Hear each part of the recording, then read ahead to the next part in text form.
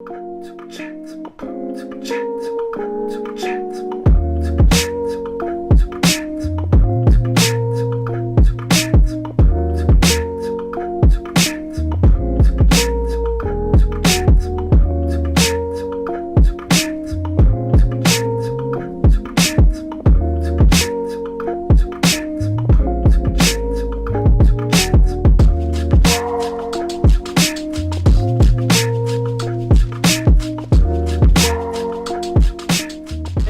up, y'all? We're down here in the 3rd Ward District of Houston, Texas, and we're about to go into a black-owned liquor store that has a unique twist on things. So I'm gonna let y'all follow me in so y'all can see for yourself. What's up, Elliot? What's going on, brother? Sorry about that. I'm trying to get the stacks for y'all so y'all can see. Good. All right, so this is the owner right here. This is the man of the hours. We're gonna let you talk to him so you can see why his liquor store is booming right now when things are looking down. So, y'all mind if I break rules with the COVID? Yeah. So y'all can hear me? All right. How you guys doing, man? Chris Cooper with OST Liquor. Welcome. This is our local neighborhood liquor store right here in 3rd Ward, which I like to call it the heart of the city. So come on in, make yourself at home. One cool thing about our store that we really wanted to focus on was giving people a different experience than what they have in our neighborhoods. In our neighborhoods, you go to the other liquor stores, you have to order behind a bulletproof glass window or some type of cage. It's really abrasive and transactional. We wanted to kind of break those barriers and make it more inviting, like some of the other big box stores that we won't name right now. But for us, we wanted to make sure, one, our community felt at home and felt safe, and then we want to focus on educating our consumers and our community about the different brands and spirit varietals that are out there, as well as wine and beer. So if you come on in, walk with me, talk with me, I'll show you around a little bit. One cool thing that I like to highlight that's specific to our store is our black-owned section. There's a ton of different cool, great black-owned spirits, wine, and beer out there in the world, and sometimes they get lost in the feng shui of everything. I like to pull those off the shelf so they don't get lost and with all the other big brands and kind of highlight them here in their own section. So we've got different varietals of wine for all the way from Napa Valley, from Brown Estate, Beetlejuice, we got McBride Sisters, we got even our local wines here, Pure Noir, as well as Irma Rose Winery. And then we got some of the big brands that are out there like Uncle Nearest that we like to pull to the front. And can't forget about one of my hometown heroes, E40. So let me get this correct. You tell me that E40, a black man, Yep. made his own tequila? Absolutely. Wow. Define the rules, right? Wow. So he's got his own tequila, he's also got his own wine, and he's also got his own RTD. So yeah. Wow. Yeah, so me and my partner, when we first decided that we wanted to do a liquor store, we came up with a concept that we thought would be, very cool for this area, for Texas. And so probably about a month and a half ago, we went viral for our OST Double Cup cocktail. Double cup cocktail? Yeah. So it's our version of having fun in a package store where we make kind of pre-made cocktails in the bag with all the ingredients you need. You grab the bag, dump all those ingredients in the cup, and you're ready to go. So you're your own bartender. We're taking out all the hard stuff and putting the stuff together for you. So basically what you're telling me is if I'm having a party that night, I could get 20 of these and be ready to go. Absolutely. Ready to go. Absolutely. Man. You can get a 20 pack of a whole bunch of different ones so people can pick and choose. Absolutely. And people be coming in here buying that much, like 20 at a time, 30 at a Man, time? so after we got our system together, we're selling on average about 12 to 1,300 a week now. Wow. Yeah. Wow, So man. people like this weekend, Labor Day, people were coming in buying them by the boatloads. Wow. Hey, so we keep talking about it. Let's actually show them. Yeah, absolutely. As you can see, we got people digging in right now. My one. Oh It's yeah, all gone. Remy Ma is out. Wow. So yeah, man, we stacked the fridge with that one a ton. So that was a great drink in partnership we did with Remy Martin's cognac. So it's Remy sidecar month of September. So we got a special drink for them. But people are really liking that one, as you can see. Yeah. Absolutely. But we still got a ton of great kind of standard drinks that everybody likes, some of popular favorites. Our Nipsey Hussle's a dope one. Our 3rd Ward Beauty and our 3rd Ward Specials is a huge one. The Bad and Bougie. Bad and Bougie. Yeah. A little Lamarca Prosecco, some Ciroc Peach. That's a hood. Oh man. This is a classic. So for all the tequila drinkers, this is our margarita at OST Liquor. It's the Hood Rita. Absolutely. hilarious, man. And you get a double cup too? Oh, absolutely. So whenever anybody gets one of our double cup cocktails, it's only right for you to double cup, especially if you're in Houston. So you get a double cup cocktail, you dump all your ingredients in your empty cup, you got your cup of ice, mix it back and forth, you double cup and go. I like that. It's easy. I like that. When we started doing these double cup cocktails, we didn't realize it was going to explode like it did. So we kind of had to put a little system in place to make sure that we can meet the demand. Again, 1,200 to 1,300 cocktails a week is a lot. You know what I mean? So had to hire more staff, people just to make these. So like, how are you even getting this small little sample bottle? Yeah, so we scour the internet and our and we work with our distributors to get these different sizes and different liqueurs and spirits. And so it's been kind of hard because everybody's liquor sales are through the roof everywhere, and then they don't make a lot of stuff. Especially right now. Yeah, exactly. And they don't make a lot of different flavors in certain sizes. So me and Justin have been working ridiculously hard. So we back here with where all the magic is happening at. So I'm gonna let my man explain what he got going on back here. Yeah. So we went through a little period where we were trying to keep up with demand and we couldn't. So we actually shut down our double cup cocktail fridge for like 3 or 4 days. And we came up with a different approach on how to get these out. So invested in equipment and setup. We got these racks where we can see all of our individual small bottles. We've got our recipe board so that we know what's going on the menu for the week. That's a top secret though. Yeah. Those are our little our secrets right there. So how we put them together. But for the most part, this is our lab. We had to hire people just to make cocktails. Like, tell them, like, hey, we don't even need you on the floor today. You just come back here and make cocktails. So let's go to where your next business is at now. Yeah, so this is my baby, my first baby that me and my wife and my brother-in-law put together. So, So we next door now at his very first child. Not really his first child, but his very first business. So I'm gonna let him explain what it is. Yeah, so this is actually a TNC Beauty Supply Store, which is the co-parent or co-child of OST liquor store. So I'm gonna let the man himself explain how this idea came to be. Yeah, absolutely. So this is TNC Beauty Supply Store. Got my brother-in-law in the background, one of my partners in the business. So it's me, my wife, and my brother-in-law. There's a ton of different beauty supply stores in our communities, not all black owned. So we wanted to make sure that one, we give people, again, a great experience, customer service, and then offer products that we're very knowledgeable and that we know about. So we got a great selection of natural hair care products for both men and women. And that's kind of what we specialize in. Absolutely. Nice. So I remember when we talked off camera that one of the ways that you were able to jumpstart this business was by you investing in the stock market. Yeah. Could you explain to our audience like how you were able to do that so that then they might be able to do that same exact thing? Yeah, absolutely. So like people probably don't, not a lot of people don't know, but a lot of the money that I pulled in for this investment was for money that I had in the market, that I had invested in the stock market. I invest money through my company and then on my own. And so I had several securities out there that I was able to call on, get that cash, and put it into this business. Absolutely. Nice. So what would be your advice to anybody else who's trying to do the same? Like, how do they go about doing that? Yeah, absolutely. I think it's like, one thing people think it's hard, going to the bank, getting a loan. So if you're able to play in the stock market or some other type of investment vehicle that can get you the cash, it's just about being smart. What I did was I looked at individual stocks on the market for the long run, things that I could believe in, that I could understand what the growth was. So, for example, I was able to invest in Square maybe about 2.5 years ago when it was like $25 a share.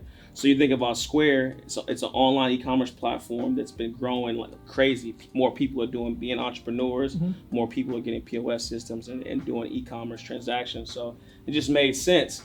And for such a small company at $25 at the time, $28, I was like, yeah, I'll double down. So I put money into that particular stock along with a few others in different arenas, and the return came out good. There is some ups and downs for sure, but the play for me was always longevity, and it just so happened that at the time when we needed cash and we were trying to be liquid, I was able to call on those stocks and cash out. So one thing that I think other communities do very well is they stick together. No matter if they don't like each other, no matter if they don't want to work with each other, they rather do business with each other than go outside of that. So what that means for us is it's just like making sure that we work together in some facet or form, whether that's capital, whether that's resources, and whether that's time. Those are all things that are tangible. So group economics is humongous. I think that when trying to start a business, don't think that you have to do it by yourself. It's a lot of risk that you have to take, whether that's capital and time, to do a business. So the more people that you can get in that group that are like-minded, not just get people, but people that are like-minded, man, the sky's the limit, you feel me? And that's why, you feel me, we did this business, myself, my wife, my brother, you feel me, my brother-in-law, same with my store next door, myself, me and my wife, and then my brother from another mother, Justin, and his sister, you feel me? So that's key, is group economics. How do we work together for a common goal, you feel me? And if I can give anybody advice, that would be the advice, man. Look inward versus outward, you feel me? So look inside your community, who can you tap into to help yourself grow? Because there's a lot of people out there who want to do things, they just may not have the direction or know, what they need to do or how they need to do or what they want to do. So that's key. Thanks a lot for your time, man. But tell the people where they could follow you at and how they could keep up with all the Double Cup goodness. And if you're in the Houston area, I heard you're about to start doing a drop off too now. Yeah, right? absolutely. So OST Liquor, we're here on 3928 Old Spanish Trail. You can follow us at OST_liquor.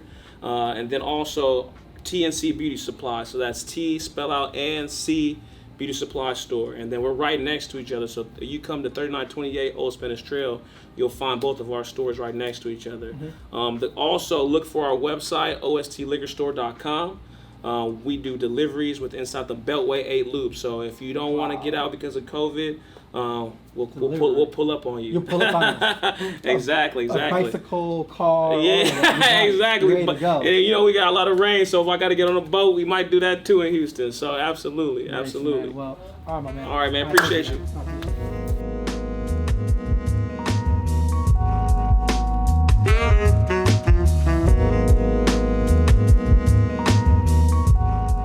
Y'all, I'm back again down here, and this time we're here in a historic place, one of the most iconic places in Houston that I couldn't even break it down. So I'm going to introduce somebody that I'm holding his magazine in my hand right now. This is the Houston Trend magazine, and this man standing to my left right here, name is Elliot. I'm going to let you introduce who you are, my man.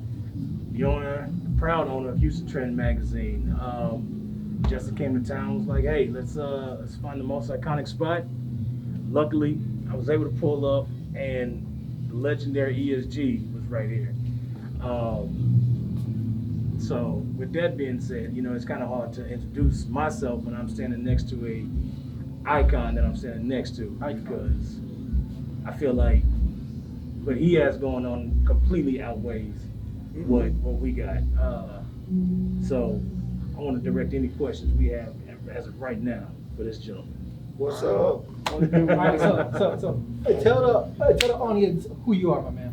What a man, ESG, Screwed Up Click. Oh wow, I'm originally from Louisiana, right outside New Orleans, small town, Bogalusa, Louisiana, and I met Screw in '93, and I've been embedded in the SUC, Screwed Up Clicks, until then.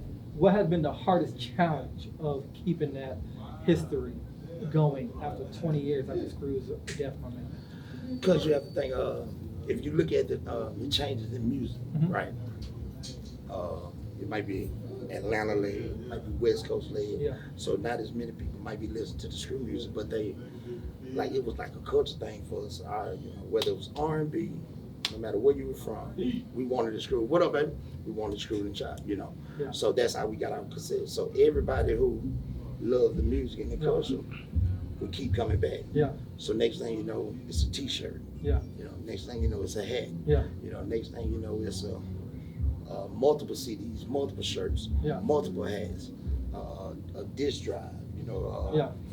Just different things the exotic pop sodas, Yeah. you know, air fresheners. So it becomes how can I put it, a hood Walmart, you know, backpacks, you know, everything that's embedded in the culture. So that's kind of what's kept us striving. You know what I'm saying? The different artists, you got to think of all the different artists that blew up or just came from it, sitting on the crate at this house. From the Lil Kikis, the Zeros, you know, Lil Flips, the ESGs, the Big Pokers, you know, the Big Mo's, and so many. Now you have the Travis Scotts that's still with the culture, you know what I'm saying? They're building the Drakes, the Lil Wayne. I love that. So it keep people just like, man, what is this?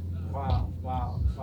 That's the main reason why my magazine even exists, was because of this culture.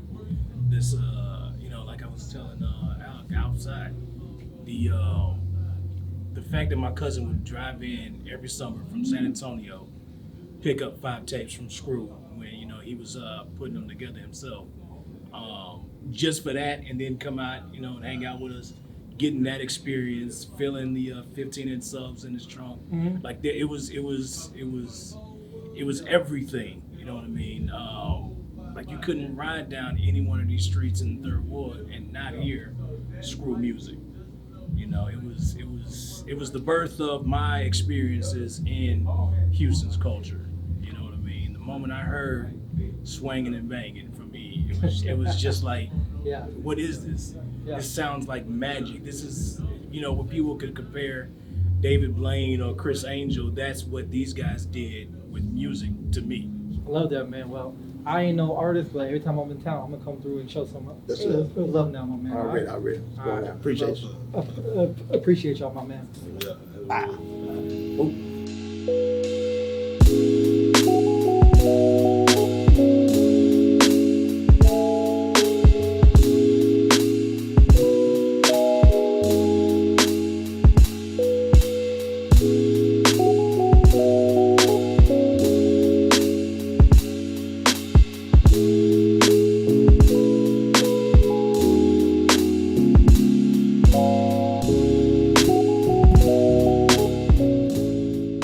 Back again down here in the beautiful Third Ward district of Houston, Texas.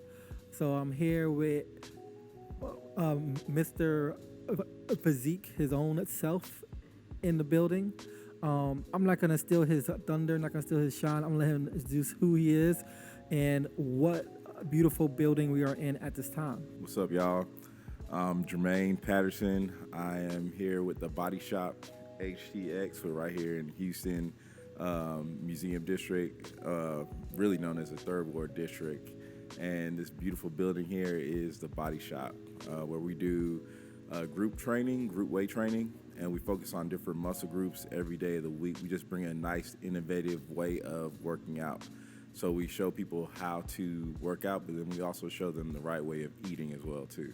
I understand that you're a gym, and I understand that you show people how to eat. So you're basically building them a whole lifestyle that they could make healthy choices from. But beyond that, I remember we talked off camera that you have a couple tricks here in this building that really makes y'all unique.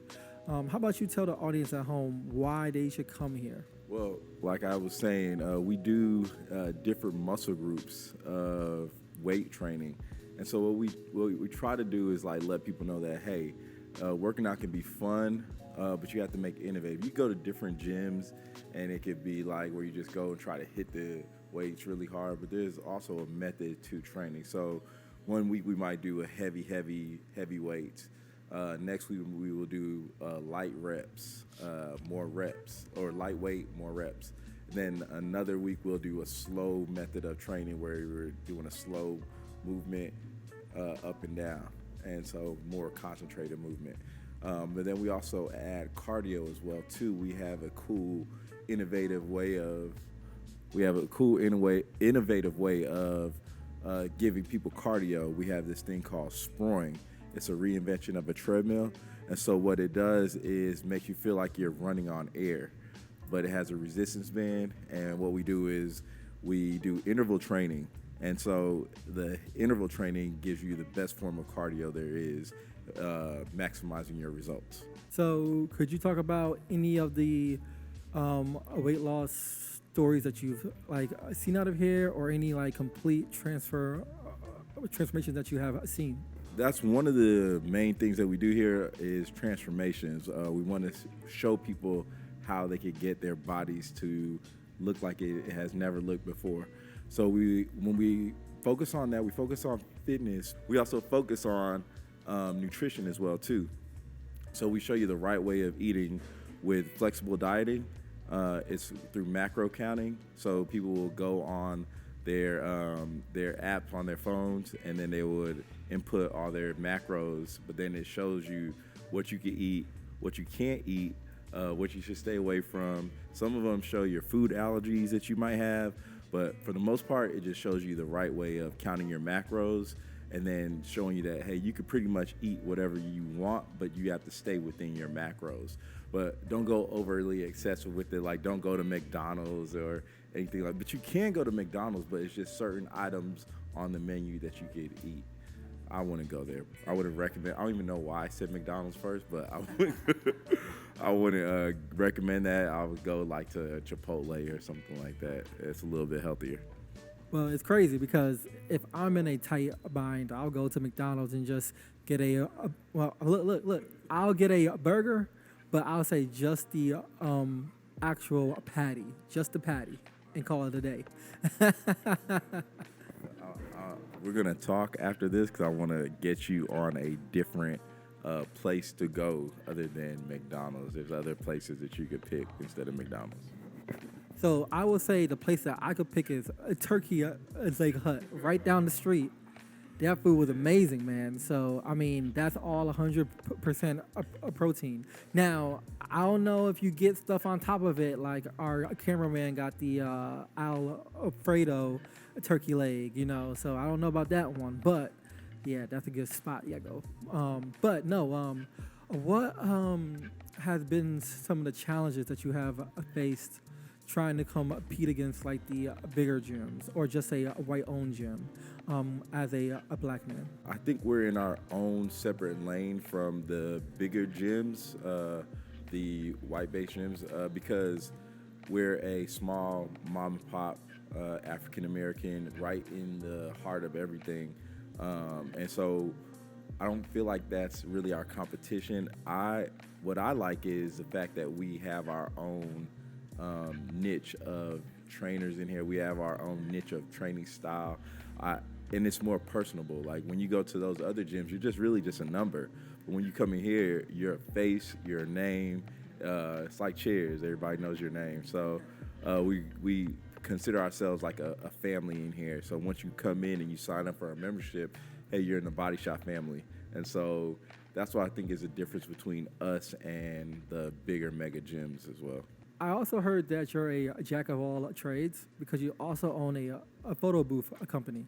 So how did you decide to think, okay, I'm obviously crushing it over here in the gym. Now I'm gonna pivot to a photo booth company. Were you like, I want to take pictures, and there we go, a photo booth company. Like, what was your thought process on that? The photo booth came actually before the gym. I come from a promoter background. I was through parties, and so I was getting older. I was like, what am I gonna do to pivot outside of throwing parties? So I was like, let me go ahead and figure out something to do. Me and my little sister, we were researching for almost 4 or 5 years, trying to find the perfect photo booth to buy. We didn't want to get the mundane photo booths that you just have in a box and you go in, and we wanted something new and innovative. So we started a photo booth company. We went to Colorado. We found this photo booth company that created photo booths. Went to Colorado, looked at the booth, fell in love with it, bought our first one, and then we were like, oh, this could be a real legitimate business. And we started going through my contacts that I had from throwing parties. So we started from there. We did our first event was free, but I always loved that first event because it was our first time like actually putting that booth on the floor, setting everything up, seeing all the tricks and trades. We had a few mishaps, but it was cool because we got to fix it right there. We've been in the business for over 5 years now, and so now we're just innovate and keep innovating. We come up with different methods of staying on top of what's next. We have a 360 booth that spins around. It's pretty unique. And then we also have an array booth that a lot of people haven't seen, but it's like if you go to the Grammys, I've never been, but I've seen pictures from it. And it's like, it has like still shots, but it lets it move. It's pretty cool and innovative. And we're going to probably be rolling that out probably in the next month or two. And once we get that, it's going to be above and beyond. So, In terms of COVID, how has that affected your businesses? Because I understand as a gym, it had to be difficult when they were like, hey, if you own a gym, you own like a bar, you own a nightclub, you can't like do anything. So how did y'all pivot? Did y'all go digital, or did y'all start working out at the park? Like I do know a couple of trainers at the park that took their entire class just there, you know? So how did y'all still keep a cash flow coming in? with that being said, about pivoting and going into what could help during COVID, we weren't going the outside route because we're in Houston. The H stands for humidity.